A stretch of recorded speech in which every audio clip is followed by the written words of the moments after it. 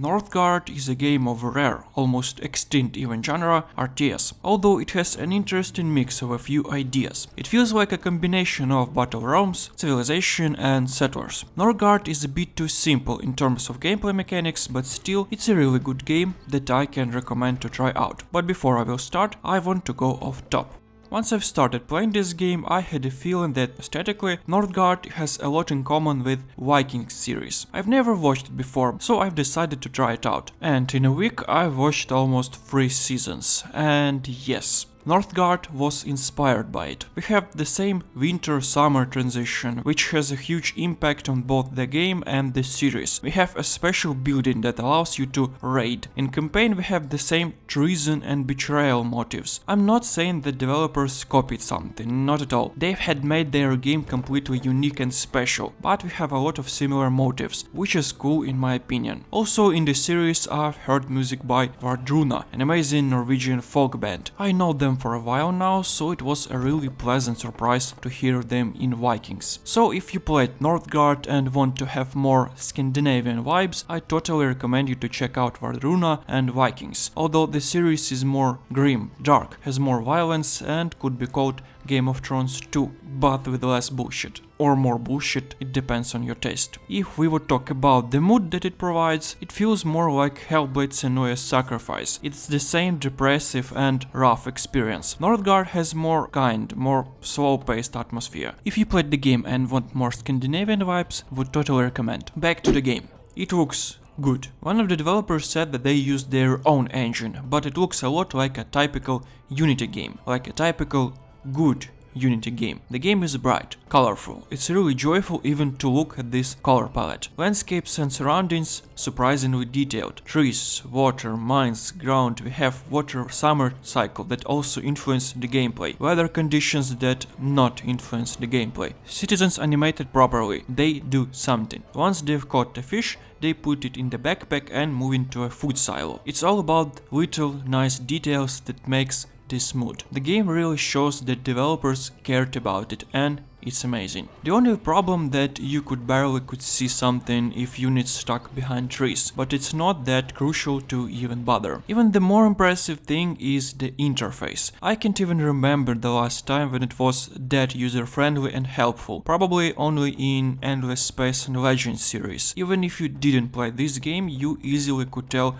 what is happening by these icons. Simply amazing. Sound design is on the good level too. On the later stages of the game, when you have a lot of territory to cover, it could be problematic to track all of these resources or events, so you could listen. When your camera flies above a certain region, the game will inform you accordingly. Blacksmith is working on a new upgrade, farmers cultivating the land, your troops are fighting.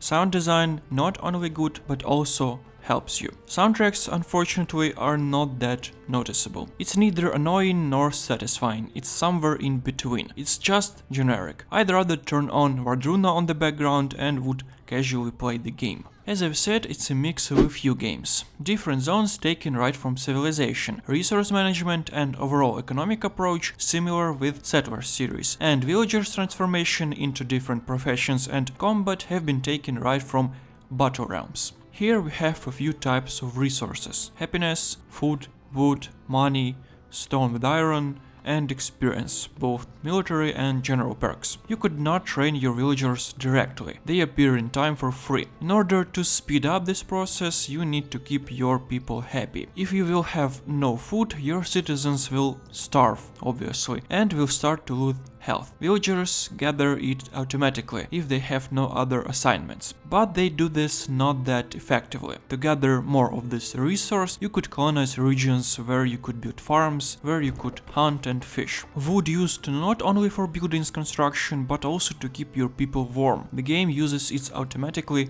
during winter. Money could be achieved in different ways, through merchants, trade routes and raids that works in the same way as any building. It only sounds like a military action, but villagers will simply swim around and bring you money. Simple as that. Iron and stone used for upgrades. Military experience could be achieved in battles and spent to get perks. General experience, lore, is basically science from Civilization. You will get it from specific buildings and raids. We also have fame, it's like a score points. Once you will reach certain amount, you will get bonuses. To be able to gather these resources, you should colonize other territories, sectors. On the map we could have, let's call them, random encounters. It could be a wolf lair, it could be a magical fountain that could give you a boost once colonized. More territories mean more food used and a higher upkeep cost for your buildings. This game is all about managing and calculating. It's a slow-paced game, methodical even. Don't expect any huge dynamic battles. Skirmishes here are rather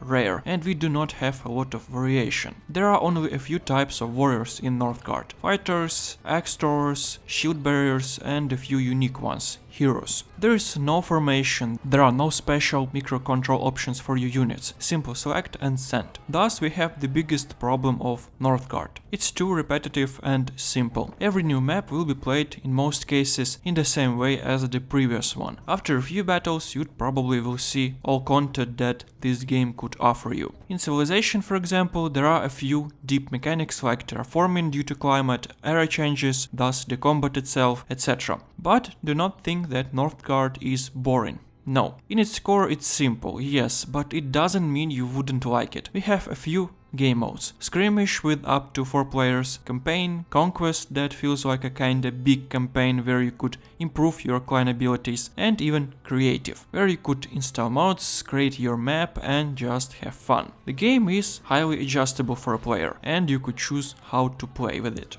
To help you with that, the game has clans. Take it as nations from Civilization. They do not change the game completely, just adjusting your game style a bit. It could be attack nations that will have bonuses throughout battles, it could be a bear clan that survives winters much easier, this kind of stuff. In the most cases, clan will give you a unique unit and a few features. But also there is the biggest controversy about this game. You see, the base game has only a few clans, the other ones should be bought as DLCs. At first I've bought the base game, and once I've played it for an hour, I bought all the additional content. Here I probably made the wrong move. I'm not disappointed, but the additional clans are fine, but they're not that different. I'd wish they have more unique features and would provide more playstyles. I suggest you to buy only the base game, play it for a few hours and then decide for yourself. If you need them, well then watch their gameplay on YouTube and pick the one you like. In addition, we have skins. To unlock them you should complete daily and achievement quests. A little detailed but still cool. A few words about the campaign. Well, it's not that impressive, just a typical RTS story with a number of missions. In the beginning, someone killed our clan and father, so we're off with our revenge journey, and thus we've ended up on